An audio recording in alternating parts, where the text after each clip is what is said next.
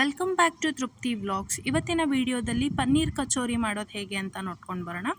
ಅರ್ಧ ಸ್ಪೂನಷ್ಟು ಅಜ್ವೈನ್ ಕಾಳು, ರುಚಿಗೆ ತಕ್ಕಷ್ಟು ಉಪ್ಪು, ಎಣ್ಣೆ, ಸ್ವಲ್ಪ ನೀರು, 1 ಬಟ್ಲಷ್ಟು ಮೈದಾ ಹಿಟ್ಟು ತೊಗೊಂಡಿದ್ದೀನಿ. ಇವಾಗ ಮೈದಾ ಹಿಟ್ಟನ್ನ ಹಾಕ್ಕೊಂಡು ಅಜ್ವೈನ್ ಕಾಳು ಮತ್ತು ರುಚಿಗೆ ತಕ್ಕಷ್ಟು ಉಪ್ಪನ್ನ ಸೇರಿಸ್ಕೊಂಡು ಸ್ವಲ್ಪ ಎಣ್ಣೆ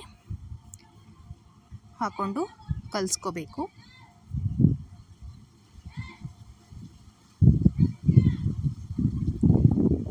ಇಷ್ಟು ಕಲಿಸ್ಕೊಂಡಾದ್ಮೇಲೆ ಸ್ವಲ್ಪ ನೀರು ಹಾಕ್ಕೊಳ್ಳಿ. ಜಾಸ್ತಿ ನೀರು ಹಾಕ್ಕೊಳ್ಳೋಕೆ ಹೋಗಬೇಡಿ.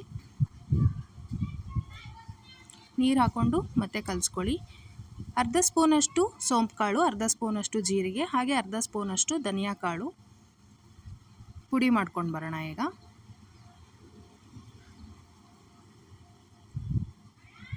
ಪುಡಿ ಆಗಿದೆ.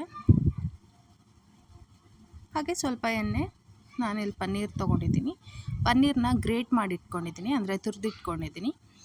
1 ಸ್ಪೂನಷ್ಟು ಚಿಲ್ಲಿ ಪೌಡರ್, ಶುಂಠಿ ಬೆಳ್ಳುಳ್ಳಿ ಹೆಚ್ಚಿಟ್ಕೊಂಡಿದ್ದೀನಿ, ರುಚಿಗೆ ತಕ್ಕಷ್ಟು ಉಪ್ಪು, ಹಾಗೆ ಹೆಚ್ಚಿಟ್ಕೊಂಡಿರೋಂಥ ಕೊತ್ತಂಬರಿ ಸ್ವಲ್ಪ, 1 ಹೆಚ್ಚಿಟ್ಕೊಂಡಿರೋಂಥ ಈರುಳ್ಳಿ. ಇವಾಗ ಒಂದು ಪ್ಯಾನ್ಗೆ ಸ್ವಲ್ಪ ಎಣ್ಣೆ ಹಾಕ್ಕೊಳ್ತಾ ಇದ್ದೀನಿ. ನಾವೇನು ಪುಡಿ ಮಾಡಿ ಇಟ್ಕೊಂಡಿದ್ವಲ್ವ, ಆ ಪುಡಿನ 2 ಸ್ಪೂನಷ್ಟು ಹಾಕ್ಕೊಂಡು ಮಿಕ್ಸ್ ಮಾಡ್ಕೊತಾ ಇದ್ದೀನಿ. ಇವಾಗ ಹೆಚ್ಚಿಟ್ಕೊಂಡಿರೋಂಥ ಈರುಳ್ಳಿ ಹಾಕ್ಕೊಳ್ಳಿ. ಅದನ್ನೂ ಸ್ವಲ್ಪ ಫ್ರೈ ಮಾಡ್ಕೊಳ್ಳಿ.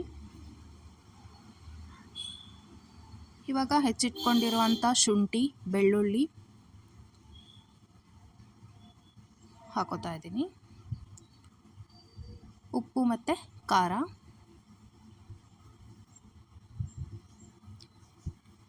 ಈ ಥರ ಎಲ್ಲನೂ ಮಿಕ್ಸ್ ಮಾಡ್ಕೊಳ್ಳಿ.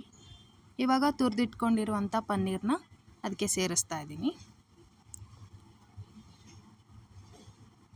ಎಲ್ಲನೂ ಚೆನ್ನಾಗಿ ಮಿಕ್ಸ್ ಮಾಡ್ಕೊಳ್ಳಿ. ಹಾಗೆ ಹೆಚ್ಚಿಟ್ಕೊಂಡಿರುವಂಥ ಕೊತ್ತಂಬರಿ ಹಾಕ್ಕೊಂಡು ಮತ್ತೆ ಮಿಕ್ಸ್ ಮಾಡಿಕೊಂಡು ಸ್ವಲ್ಪ ಲಿಂಬೆಹಣ್ಣು, ಅರ್ಧ ಲಿಂಬೆಹಣ್ಣನ್ನು ತಗೊಂಡು ಹಿಂಡ್ಕೊಳ್ಳಿ. ಇವಾಗ ನಮಗೆ ಸ್ಟಫ್ ರೆಡಿ ಆಗಿದೆ. ಸ್ಟಫ್ ರೆಡಿ ಆಯಿತು. ಇವಾಗ ಕಲಸಿಟ್ಕೊಂಡಿದ್ವಲ್ವ ಹಿಟ್ಟನ್ನು, ಅದನ್ನು ನಾವೀಗ ಕಚೋರಿಯಾಗಿ ರೆಡಿ ಮಾಡೋಣ. ಈ ಥರ ಚಿಕ್ಕದಾಗಿ ಲಟ್ಟಿಸ್ಕೊಳ್ಳಿ. ಇಷ್ಟಾದರೆ ಸಾಕು. ಇವಾಗ ಇದಕ್ಕೆ ಪನ್ನೀರ್ ಸ್ಟಫ್ ರೆಡಿ ಮಾಡ್ಕೊಂಡಿದ್ವಲ್ವ, ಅದನ್ನ 1 ಸ್ಪೂನಷ್ಟು ಹಾಕ್ಕೊಂಡು ನಾನು ತೋರಿಸ್ತಾ ಇದ್ದೀನಲ್ಲ ಆ ಥರ ಮಾಡ್ಕೊಳ್ಳಿ. ಬಾಲ್ ಶೇಪ್ಗೆ ಈ ಥರ ಪ್ರೆಸ್ ಮಾಡಿ ಲಟ್ಟಿಸ್ಕೊಳ್ಳಿ. ಜೋರಾಗೆಲ್ಲ ಪ್ರೆಸ್ ಮಾಡೋಕ್ಕೆ ಹೋಗಬೇಡಿ, ಸ್ವಲ್ಪ ನಿಧಾನಕ್ಕೆ ಲಟ್ಟಿಸ್ಕೊಳ್ಳಿ. ಇಷ್ಟಾದರೆ ಸಾಕು. ಎಲ್ಲನೂ ಇದೇ ರೀತಿ ಮಾಡ್ಕೋಬೇಕಾಗುತ್ತೆ. ಮಾಡಿಕೊಂಡು ಕಾದಿರೋ ಎಣ್ಣೆಗೆ ಒಂದೊಂದಾಗಿ ಹಾಕ್ಕೊಂಡು ಗೋಲ್ಡನ್ ಬ್ರೌನ್ ಆಗೋವರೆಗೂ ಫ್ರೈ ಮಾಡ್ಕೋಬೇಕಾಗುತ್ತೆ. ನೀವು ನೋಡ್ತಾ ಇರ್ಬೋದು, ಎಲ್ಲ ರೆಡಿ ಆಗಿದ್ದಾವೆ.